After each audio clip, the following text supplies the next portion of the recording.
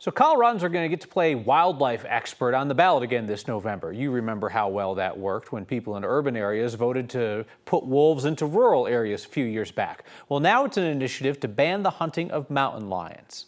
Our Evan Krugel takes a look.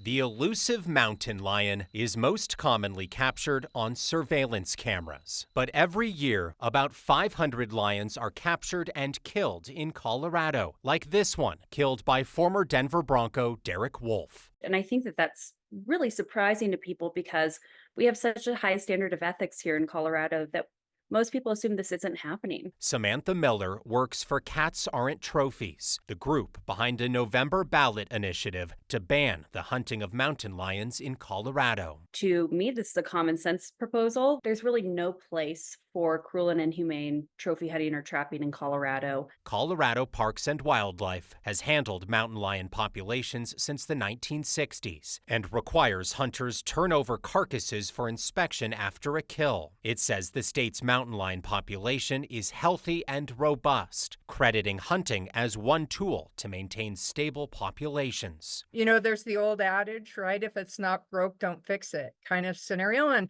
I think this is one of those situations. Pat Dorsey is a hunter who's against the proposal and says Parks and Wildlife, not voters, should decide issues involving wildlife. Colorado Parks and Wildlife uses a lot of information to set those mountain lion numbers. And mountain lions are some of the most regulated species in the state. And that's why that ballot box biology is a bad idea. This is not a ballot box biology question. This is a question of values, a question of ethics, and it really empowers CPW to continue managing mountain lions, bobcats, and Canada lynx as they always have.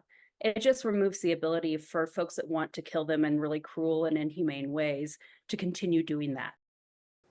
Now, CPW estimates there are currently around 4,000 mountain lions in the state.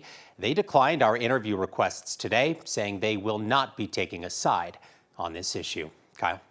I've never seen a mountain lion carrying a wallet, so who's paying for this? A lot of money coming in, just like we saw with wolves back in 2020. Same thing is happening here again.